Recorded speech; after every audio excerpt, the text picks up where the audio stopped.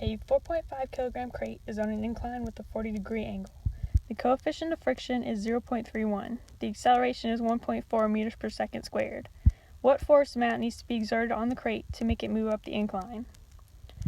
So first we start out with our free body diagram, which shows our force in the positive x direction, the friction force acting on it in the negative x direction, the normal force positive y, and the weight in the negative y direction. So since everything's happening in the x direction up here, we know that f of x is equal to max and f of y is equal to 0.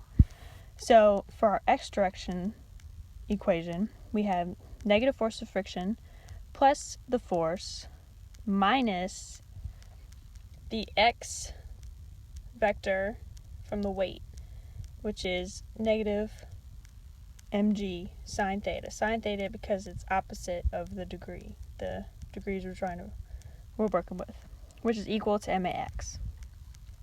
So since we know force of friction is equal to mu times n, we need to kind of find n first, which is in the y direction. So we come over here, we make our y direction equation, which is equal to 0.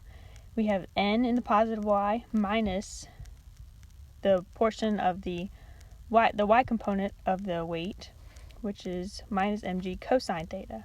So that's our n.